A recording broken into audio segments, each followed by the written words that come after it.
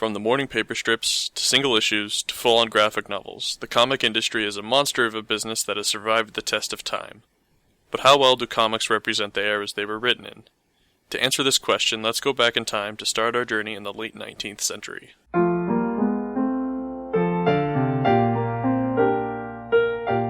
One of the first American comic strips was that of the Yellow Kid. The Yellow Kid may not be a very mainstream name in comic books today, and is not as memorable as some of the other names we'll be going over, but what the Yellow Kid represents is the mischievous youth of that time. Young little Mickey Dugan is a printed representation of the average New York kid growing up in the slums of the late 19th century New York. He's adorned in a hand-me-down yellow smock, wears a snaggle-toothed grin, and has a shaved bald head, presumably due to the common practice of shaving your child's head bald to prevent the spread of lice at the time. What's interesting about the Yellow Kid strips was that almost all the action reflected what was happening in the era, where class and racial stereotypes were shown to greatly influence what was going on in the comics, such as The Yellow Kid gives a show on Ryan's Arcade, where the kid is attempting to shake down an African-American character in an attempt to get money, but instead gets a variety of items such as dice and cards for gambling, a pair of straight razors, eggs, even a whole chicken, which were all stereotypical African-American items of the time. Brother, can you spare a dime? Over the course of the late 19th century, comics like The Yellow Kid, Cats and Jammer Kids, and various other comics started to die out as individual strips in newspapers, but were replaced with a new form of comic books that reprinted all of the wonderful Sunday comics together.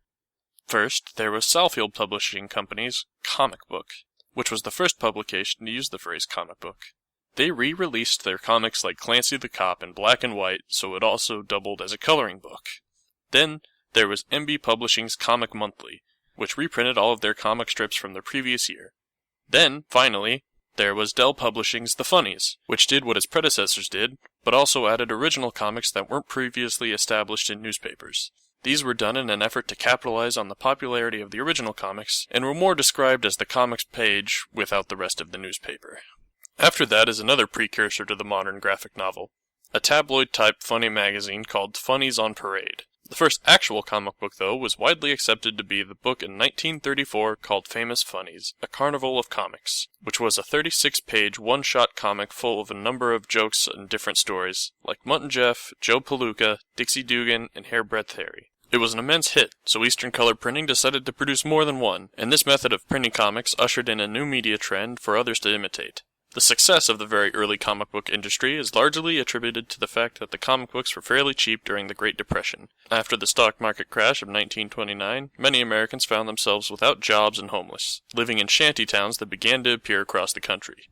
While in recent years a single issue can almost cost you up to $2, back in the day they'd cost about 10 cents. That's 10 cents, or sometimes even less, for 100 comics and several puzzles for you to play on. Or, you could go see a movie for almost 3 times that. Comics provided a humorous escape from the problems of the real world, while also being fairly cheap and affordable.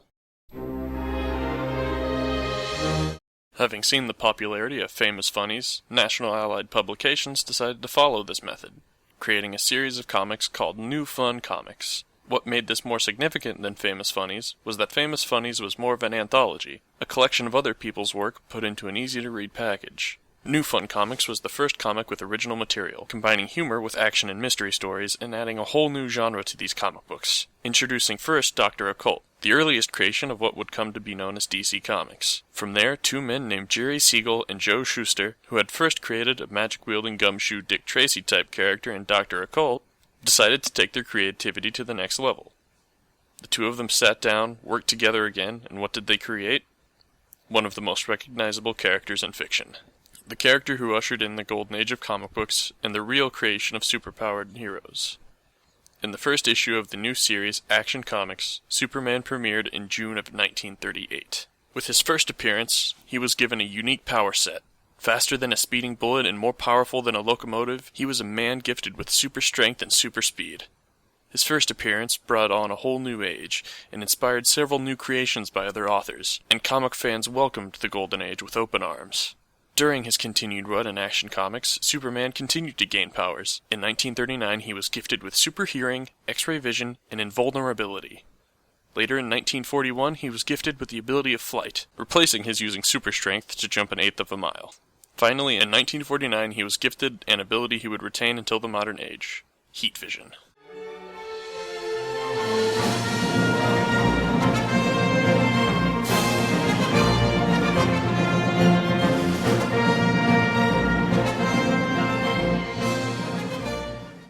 The golden age of comics began in 1938 and is widely accepted to have ended in 1950.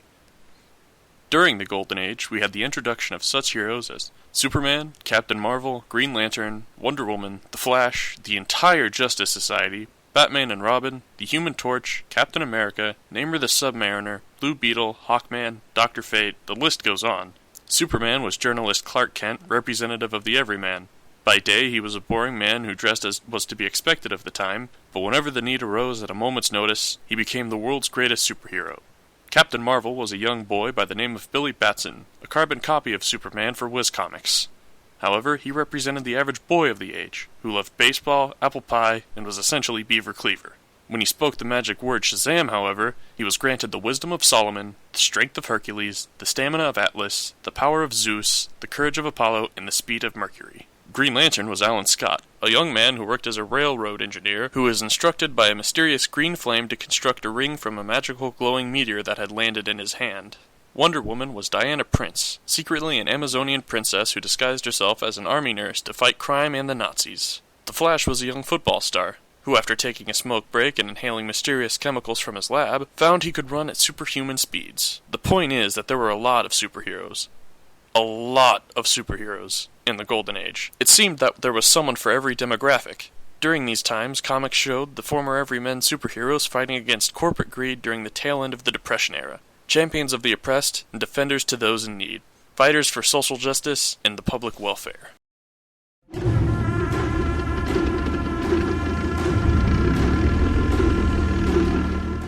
Once the Second World War broke out, the arena expanded beyond the borders of our nation. Suddenly, the heroes that everyone had grown attached to were fighting for truth, justice, and the American way in the trenches, even before America had even entered World War II. And then Captain America punched Hitler in the face! This cover is probably the most iconic Captain America cover. They even referenced it in the movie several dozen times. This issue marked the first appearance of Captain America, and what a way to do it.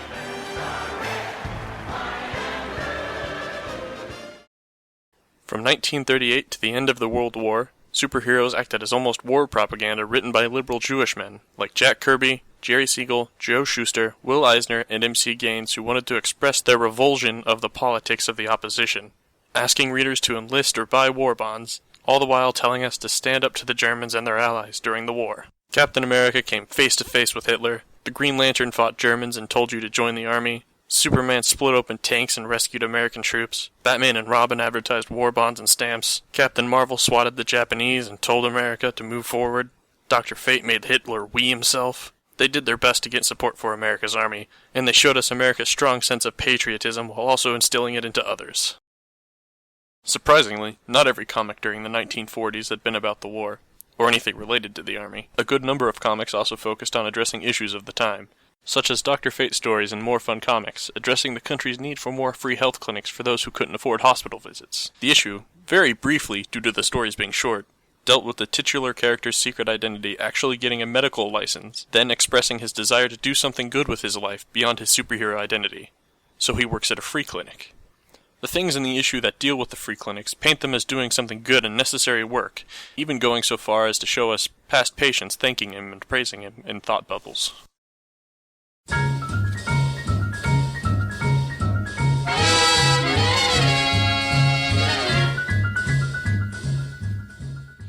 Once the war had ended and the 50s had arrived, most comics decided to take a break from the social commentary and important messages they once held, trading them out for promotion of the nuclear age, family, and social conformity in America.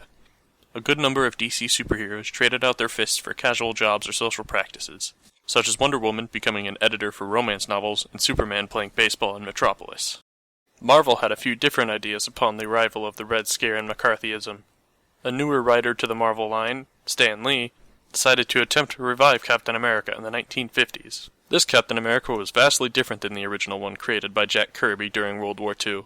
What is now known as the fourth Captain America, and Steve Rogers II, was a man who was obsessed with the original Captain America, and when he'd entered adulthood, he crafted a failed version of the original super soldier serum, which turned him into a raving lunatic, and then surgically altered his appearance to match the original Cap.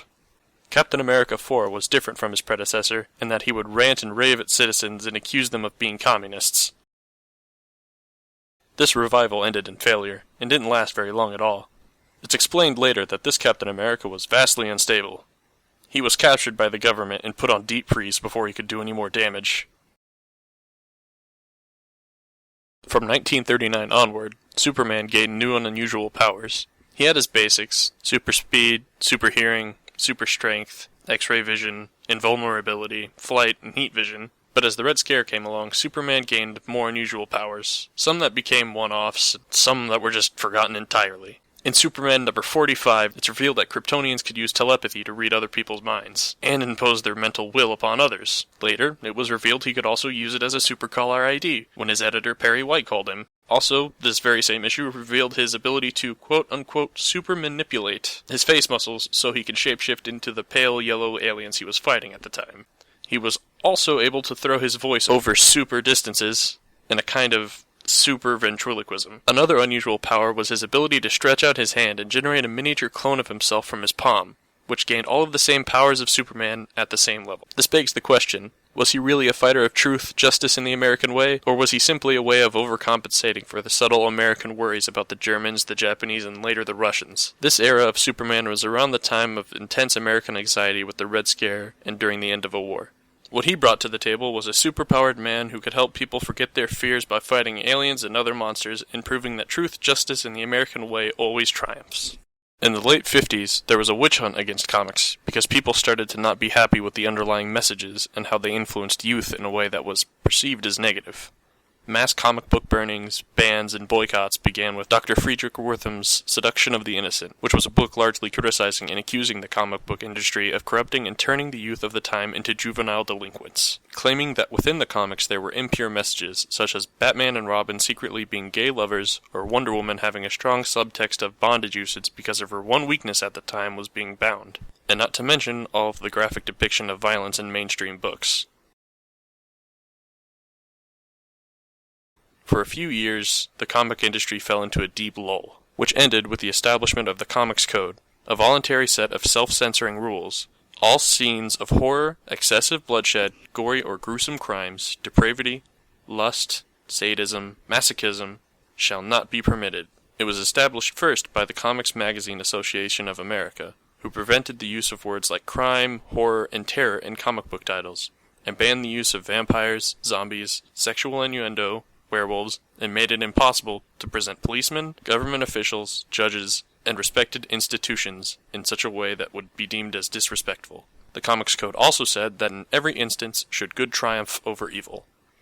This left many of the already written stories and titles useless and unprofitable, as the punishment for not adhering to the rules set in place was said work would be deemed unfit and would be refused of printing. So the industry had to start over with all of their comics and see just how far they could push it with a Comics Code authority. Spider-Man, Spider-Man, does whatever a spider can. Spins a web any size, catches thieves just like... At the dawn of the 1960s, we have the Silver Age of comics, when Marvel finally decided to catch up with DC by introducing new characters and teams that remain iconic even today. First, in November of 1961, at the real height of the space race, we have the introduction of the third major superhero team, the Fantastic Four. The Fantastic Four were a team of 2 scientists and 2 pilots who flew into space to study cosmic radiation, only to be directly affected by it themselves, then crash-landed back on Earth to find themselves with powers that were, well, fantastic. Well, except for the Thing, who's kind of stuck as a rocky monstrosity. Mr. Fantastic, aka Reed Richards, was able to stretch himself at incredible lengths. The Invisible Woman, Sue Storm, who could turn invisible, and the Human Torch, aka Johnny Storm, who could make himself ignite by shouting "Flame on!" and could fully control these flames. And finally, the Thing, aka Ben Grimm, who, as mentioned previously, was the unlucky one who was gifted the ability of being a rock monster. Oh yeah, Ben. A few days in space. It'll be great. What's the worst that could happen? The whole first page sort of personified what the space race was, a race to get into, space. What it also represented was flying into the dangers of the unknown. Ben Grimm explicitly states that they have no idea what the cosmic rays they'll be flying through do, but they still go onward with their mission despite the dangers, which later comes back to bite them in the behind when they do inevitably fly into the cosmic radiation storm, and their ship is knocked back down to Earth. Fast forwarding a little bit into 1966 with the Fantastic Four, they introduced the Eater of Worlds, Galactus. 4 years prior to this introduction, tensions were high in the center of the Cold War. It was discovered that the Soviets had stored nuclear missiles in Cuba. Suddenly, everything stopped while these two giant powers had their guns pointed at each other, waiting for the other to shoot. Neither side wanted this massive event to end in war, and eventually an agreement was met. The Soviets would dismantle their missiles and extract them from Cuba, and the Americans would never invade Cuba without provocation and remove their missiles from Turkey. To parallel this, Galactus was a being of infinite power, a being who sought to strip Earth of its resources and add it to his power. He came to Earth and asserted his power over the Fantastic Four, insisting they give up or be destroyed. In this respect, Galactus was a pastiche of the so-called American way in terms of an exaggerated ideology. He put his guns at the doorstep of the Fantastic Four just as America installed nukes in Turkey on the borders of the Soviet Union. In this little 3-issue arc, very surprisingly, the heroes of the story took on the role of the Soviet Union in Cuba. In response to Galactus putting his guns on the table so close to them, they put their own guns on the table, and, just like the Cuban Missile Crisis, both of them stood poised with their weapons pointed at each other, neither wanting to fire because Galactus's weapons would wipe out the planet and they'd be devoured, and if the Fantastic Four fired their weapons, the entirety of the solar system would be wiped out. So if either of them fired, they would have both lost. In the end, they come to the conclusion that Galactus will leave. He won't feed off of Earth, and the Fantastic Four won't use the ultimate nullifier on him. Just like the Cuban Missile Crisis didn't end the Cold War, though, the 3-issue arc didn't mark the final appearance of Galactus, and both would clash again.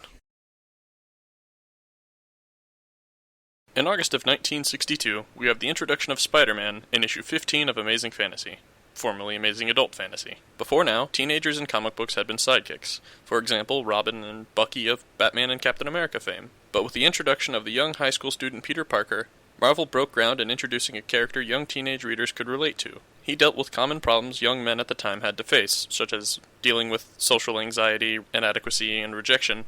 He was the superhero who any young man could put themselves in the shoes of. And for it, he was very quick to be popular, and very quick to get signed on for his very own series outside of Amazing Fantasy. While not supported by any evidence, it's also interesting to note how Peter Parker is an upstanding teenager in a time of youth and revolt, and he's in a book called Amazing Fantasy.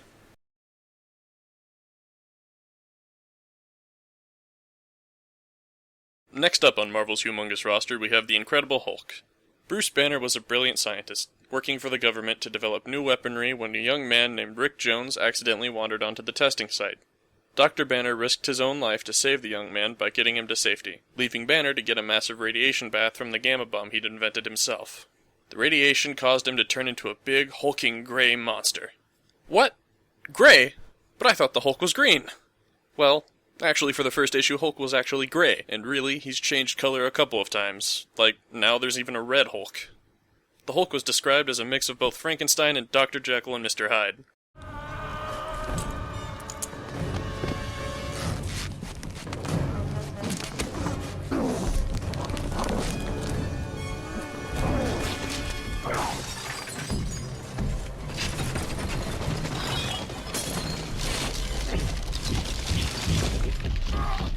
In addition to that, the Hulk was also very much an anti-nuke message, which fits in with the time being introduced in the dead center of the Cold War. Jack Kirby, one of the co-creators of the Hulk, stated that, "As long as we're experimenting with radioactivity, there's no telling what may happen, or how much our advancements in science may cost us." In March 1963, issue 39 of Tales of Suspense was published. In his first appearance, the Howard Hughes-esque Tony Stark is kidnapped and captured by communists in the jungles of Vietnam. During this time, America was furthering its involvement in the escalating Vietnam Civil War, and when the story starts, the brilliant inventor Tony Stark is in the field testing a new mortar he'd developed when he was captured by Wong Chu, the Red Guerrilla Tyrant. Wong Chu is presented as a man with a Fu Manchu and clearly broken English, and is drawn to look like a very apparent Asian stereotype. He's defeated when he's frightened by the indestructible Iron Man and flees. Then, Iron Man proceeds to blow him up inside of his weapons depot, setting forth a precedent that he has no mercy against the communist threats to come. The second appearance of Iron Man swaps the very obvious enemy of communism with an invading alien menace. The new alien threat releases a giant robotic Neanderthal named Gargantius to a city in the US to brainwash the populace. Once there, he builds a wall around the city and refuses exit or entrance to all who desire them. This was a very unsubtle reference to the recently constructed Berlin Wall, which had been constructed by the East German government to keep citizens from fleeing to the democratic West Germany during the Cold War, which in turn isolated them from the rest of the world. The invasion and entrapment was almost a success, except one of the residents had a date with the playboy philanthropist Tony Stark. When she didn't turn up, he went to investigate to find Granville surrounded by a wall. After he toddled into the city, it didn't take long for Iron Man to conquer the alien robot. And once he'd threatened the mothership itself, the aliens fled, fearing their destruction just like their creation.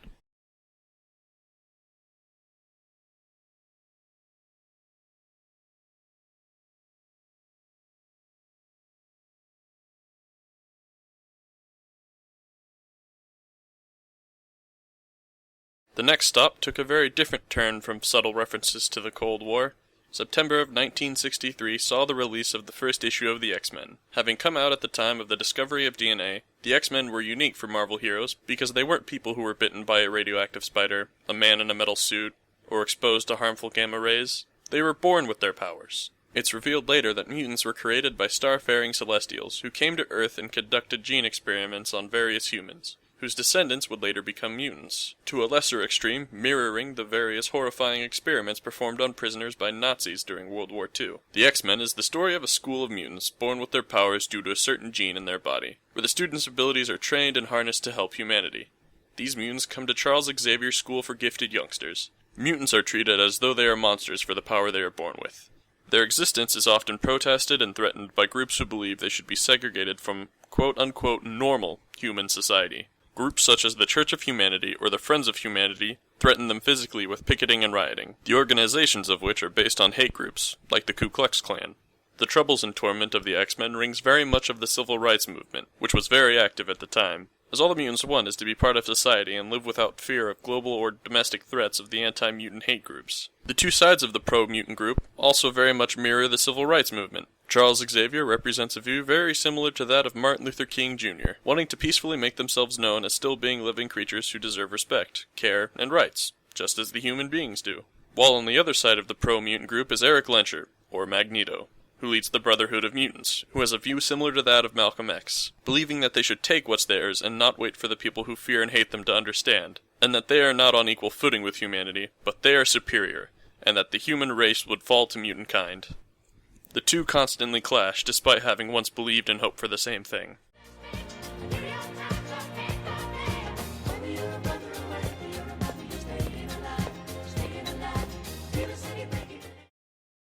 The 1970 is considered to be the beginning of the age known as the Bronze Age of comics. It began an era of questioning authority, touching on issues that were important to the people, and staying groovy to the times. One of the first instances of comics pushing their limits and outright ignoring the rules was when Marvel writer Stan Lee was asked by the United States Department of Health to do an issue about drug abuse. Lee wrote it, then brought the story to the Comics Code Authority, who outright refused to approve it because, regardless of the context, it was portraying drug use in comics. Acting in very much the spirit of the decade, Lee decided he didn't care whether they approved it or not, and decided to publish it anyway. This single act is what defined the Bronze Age. Suddenly, many comics were deciding they wanted to touch very real-life issues that readers needed to be aware of. Suddenly, comics weren't just for kids anymore. With that shifted mood, comics started to grow, and sales shot up. Not only did the story arc provide a boost in sales, but it also forced the industry to update the Comics Code, allowing many new types of stories to be introduced in this new age of comics, like Ghost Rider, Swamp Thing, and The Tomb of Dracula. In 1959, DC Comics had decided to reintroduce their Golden Age hero, whose series was cancelled a decade before, the Green Lantern. This iteration was very different. He worked for what was basically an intergalactic militant police force. The Green Lantern Corps placed its base on a planet in the direct center of the entire universe, known as Oa, and the Corps was watched over by a group of powerful aliens known as the Guardians of the Universe. This second Green Lantern was a pilot from Earth named Hal Jordan, who was very new to this role as Green Lantern. In 1970, a new writer took over, Dennis O'Neil, who transitioned this solo adventure for the Green Lantern into a team comic, where Hal Jordan teamed up with Oliver Queen, the Green Arrow. The two of them came from very different socio-political viewpoints, Hal Jordan taking up the reins of the establishment, coming from a largely conformist mindset thanks to dealing with the militant force of the Green Lantern Corps, while the Green Arrow was vastly more leftist, coming from an almost anarchist mindset, even calling people fascists when they were displaying a mindset that he didn't agree with. Their run together is very important, because what they dealt with directly, rather than subtly, were political and lifestyle issues very present in life at the time. The entirety of the series dealt with issues like drug use, corruption, pollution, racism, even potential overpopulation. In one issue, they touched on the matter of drug abuse, showing Green Arrow's sidekick Speedy actually injecting himself with heroin, and the following issue was about helping Speedy deal with his addiction and getting him the help he needed. This particular story got a massive public reaction, which included a congratulatory letter from the then mayor of New York, John Lindsay.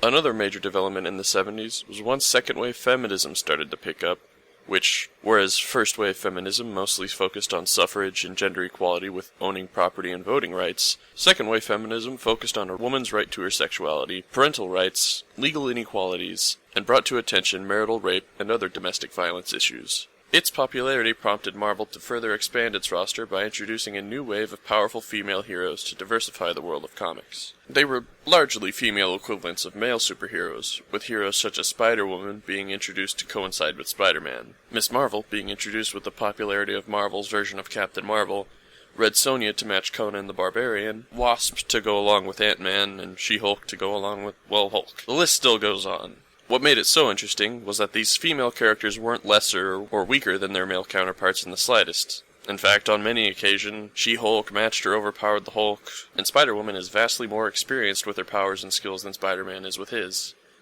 This is very important, because before now, the number of male superheroes was exponentially larger than the female superheroes. And when there was a female superhero, she was either ambiguously a villain like Catwoman, a sidekick like Batgirl, or just not at all as prominent as the male superheroes. Many of these women would go on to get their own series, if they hadn't already gotten one with their introduction. The Bronze Age also marked the start of a very noticeable mood shift in comics. Serial killers, missing union leaders, Olympic terrorists, Kent State shootings, the U.S. faces their first wartime defeat, Watergate, Nixon resigns. Well, I'm not a crook. And to top it all off, the Beatles broke up. While the time in the world wasn't inherently depressing, things weren't exactly polished and happy as some people remember them as being. To coincide with the first resignation of a U.S. president, for instance, in Captain America number 175, a leader of a group known as the Secret Empire enacted a plan to overthrow the government. When Captain America almost captured him and tears off his hood, it's revealed the terrorist leader, number 1, is a high-ranking political official. While the letters page itself tried to distance itself from very suspicious commentary on the Watergate scandal, the creator of the character himself, and writer of the aforementioned issue, stated himself that he very much intended number 1 to be the President of the United States. Once it was revealed to the good captain that a high-ranking political official was very secretly a supervillain, he became very disillusioned about the country he was living in, and started to question his patriotism, which was, at the time, also an incredibly common reaction to what had happened during the Watergate scandal. About 5 issues after that, Captain America tossed his shield aside, traded in the red, white, and blue for black, gold, and a very inefficient cape, and becomes nomad temporarily. With all this underlying horror and sadness in the 70s, the white bread, always happy hero formula didn't exactly fit with this new era. Things were far too happy for writers. There needed to be a new formula to follow. And the night Gwen Stacy died, one of the most well-known Spider-Man stories to date, exemplifies that mood shift to its core. Before now, no one close to a superhero or the superheroes themselves ever died. They were untouchables in the storyline, and the hero's girlfriend was usually the most untouchable, which was why when Gwen Stacy died in this storyline, it was a shock to readers everywhere. What was worse wasn't her being dropped by the Green Goblin that killed her. It was the jerk from Spider-Man's web trying to save her that snapped her neck and killed her. This created a trend in comics still mostly present today. Now no one was untouchable, and the thought of a superhero failing in his duty was no longer so impossible. What this rolls right alongside is the revelation of the Watergate scandal as well, which happened just a year before the release of this issue. With the populace now fully aware of the failings and cheatings of their political officials, the real-world superheroism perceived in our presidents wasn't quite as believable as it had been before. Failure was real, and it proved no one was truly perfect, or invincible.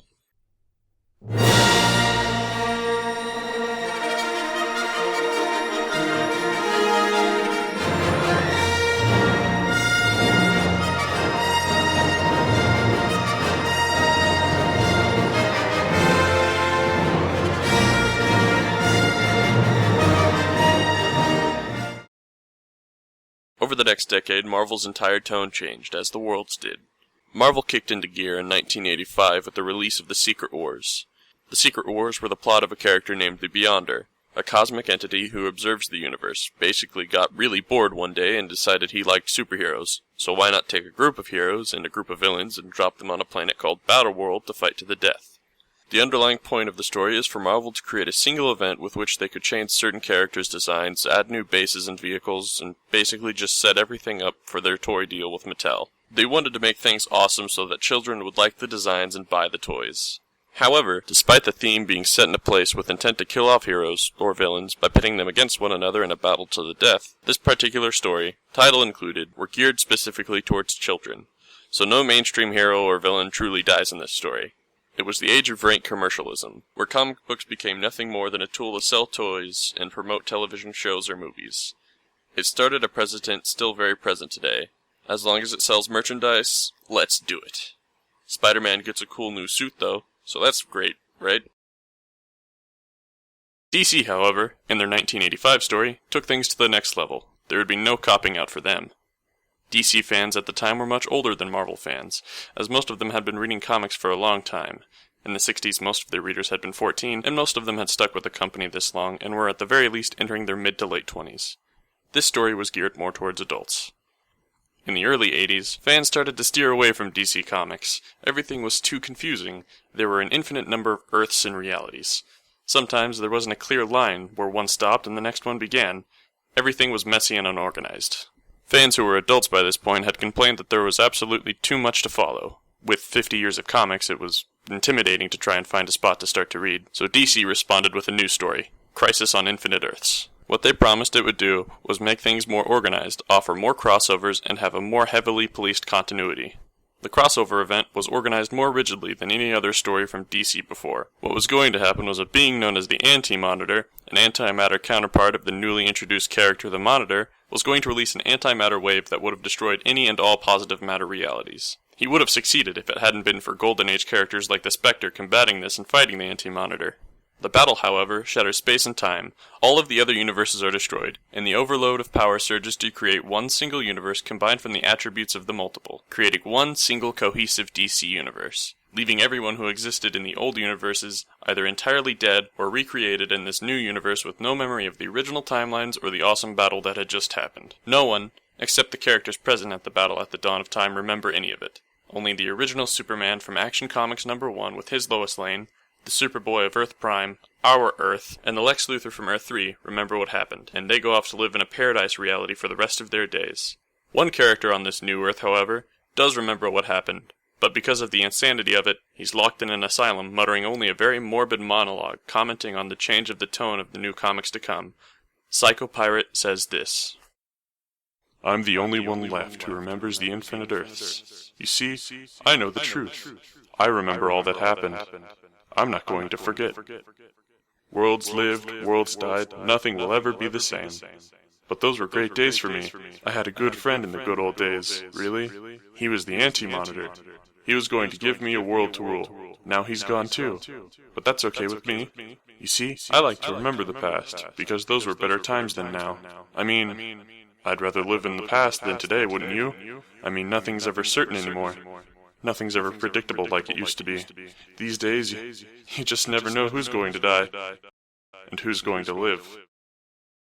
Psycho Pirate wasn't at all wrong with his little monologue about the coming universe. With everything reformed into a single cohesive universe for the time being, they needed to rebuild certain origins to be a bit more in line with the times. So everything before the Crisis on Infinite Earths had been effectively erased except for a certain number of characters' relationships. This prompted what is largely known as the Modern Age, or sometimes the Dark Age, of comics.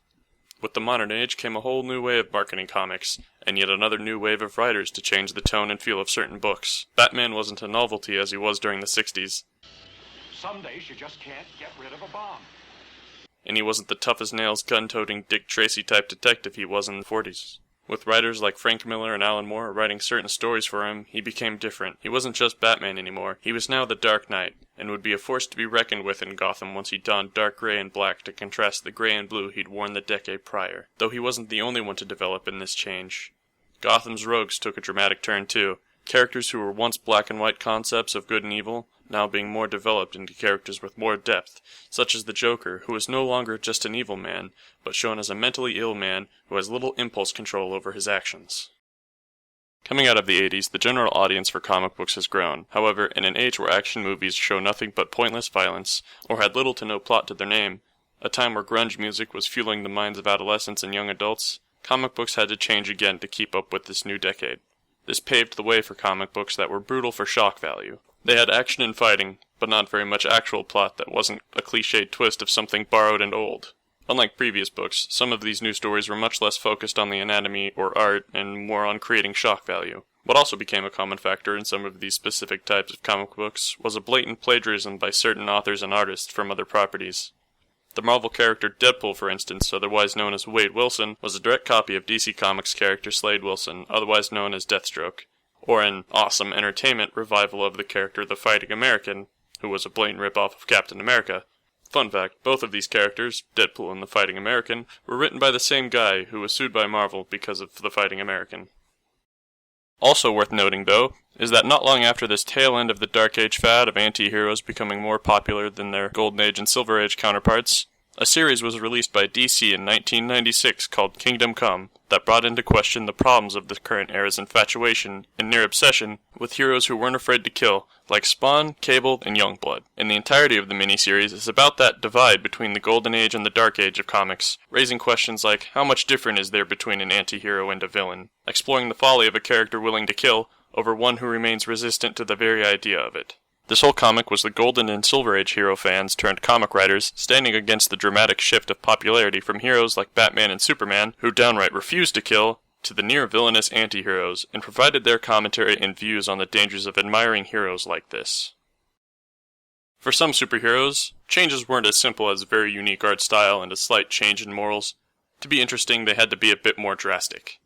Superman was a property that had at this point been around for 60 years.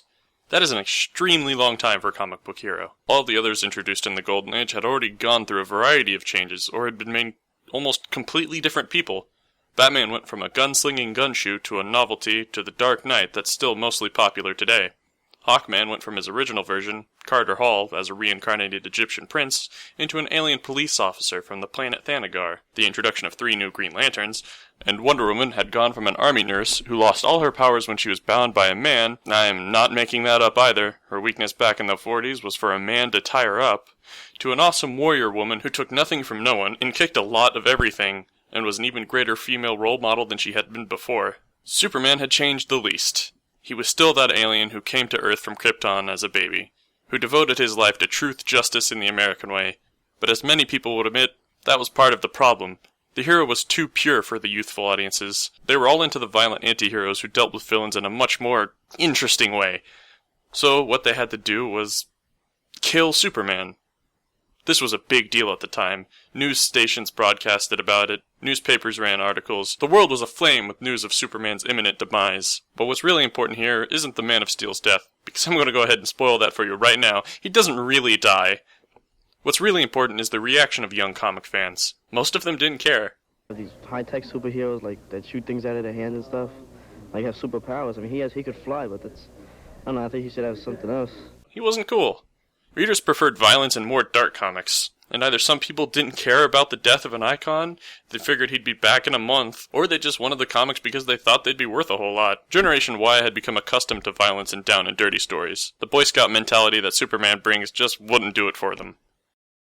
What also became popular in the modern age, with the rising market in comic books, was branching out and trying to market their books to people and market their cartoons and associated toys to children. One of the many subtle ways to get people to buy their toys was to introduce as many variant forms of certain heroes' costumes, like Batman, so they could make toys for every single one and then market them to kids. What this also spawned was the realization that if rarer or limited edition comics were printed, they would be bought more and more because of the growing market in selling rare Golden Age comics for hundreds of thousands of dollars. This led to foil stamping covers, or glow-in-the-dark covers, or the ever-infamous variant covers, which were the same entire issue, just with a completely different cover. The real problem with this, though, was that very few of the items being published really held any lasting artistic value, and, as such, their worth was not what was projected. Comic books became a medium much in the same vein that cheesy action movies were in the 90s. While there were still great ones that had wonderful stories, there was an overwhelming surplus of those that didn't. What this turned into was an extreme excess of comics that people weren't buying at the rate that, in this case Marvel specifically,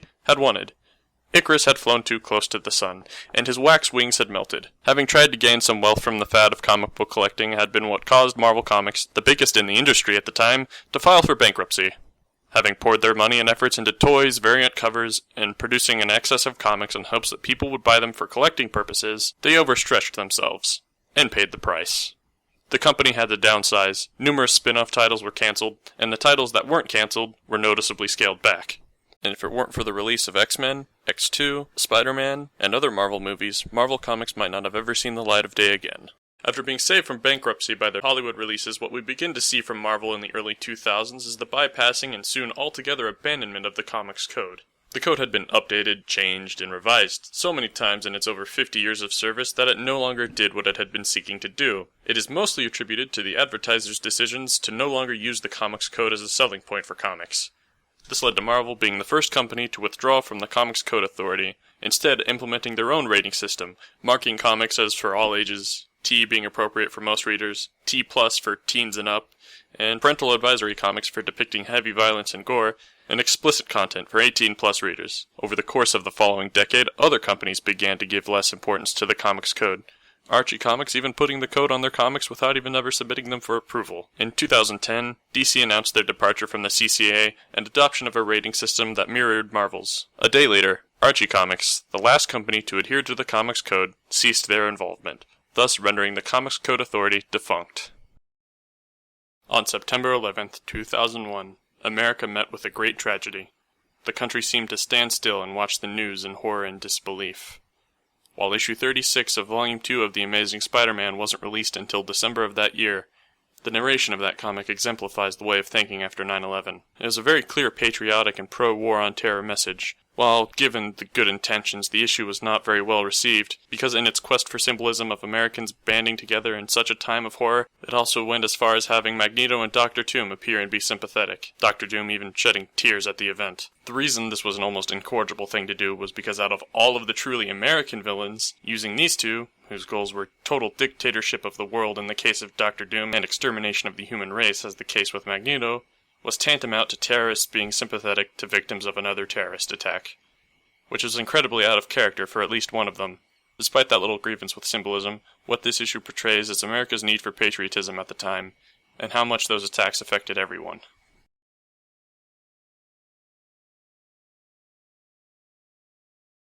After the September 11th attacks, very opportunistically, the U.S. signed a piece of legislation called the USA Patriot Act, which is an acronym that stands for Uniting and Strengthening America by providing appropriate tools required to intercept and obstruct terrorism act. In the name, this sounds good.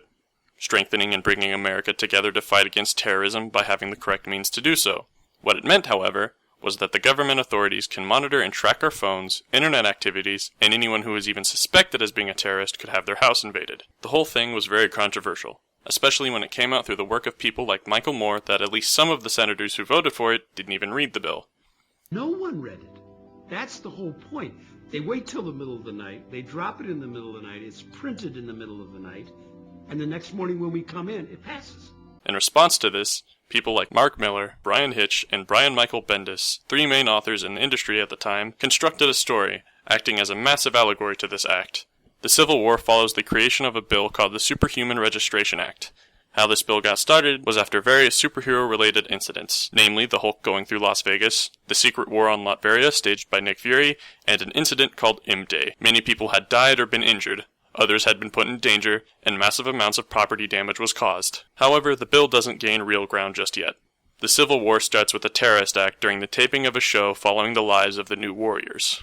What happens is that during the taping of the show, the hot-headedness of the young superheroes causes one of the villains, named Nitro, to explode, and when he does, he kills 600 civilians, 60 of whom were children. This leads the country to very opportunistically, there's that word again, to push the bill once again.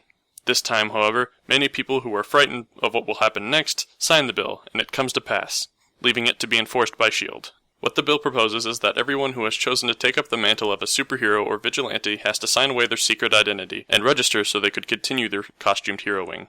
If they didn't register and continued anyway, they would be brought to justice by various task forces created specifically for taking down unregistered superhumans. Where this leads, though, is Captain America, the icon of patriotism in America during this event, to contest the bill. Though his identity isn't so secret anymore, Cap decides that he has to be the one to stand against the bill, since Iron Man and so many others are trying to force the rights and privacy away from the other heroes.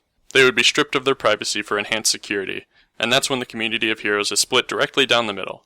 Those who are willing to sacrifice their identities for the greater good, and those who wish to keep their secret identities to protect all of those close to them from their enemies.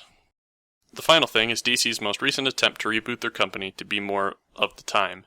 Prior to 2011, DC had the idea that they had come upon a problem somewhat similar to the one the company had faced before the Crisis on Infinite Earths. Things had once more built up into over 25 years of intimidating material for new readers to catch up on, making most classic superheroes not as accessible as they had once been.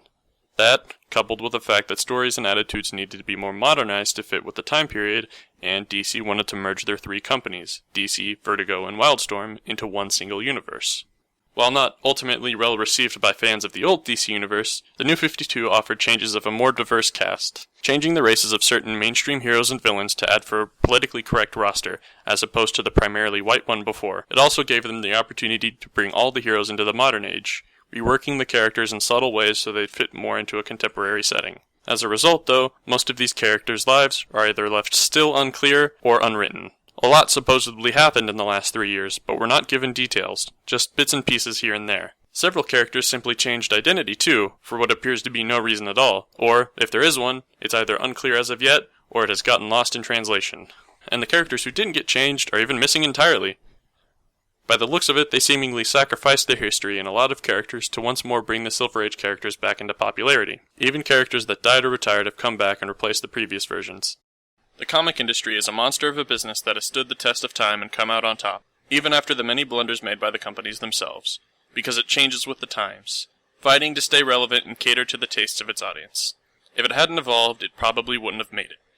Even now, as print starts to lose ground to the digital age, the comic industry is changing focus, producing films and video games first, with the comic books following on behind. As always, the comic industry is a window into what is happening in the wider world and what its readers care about.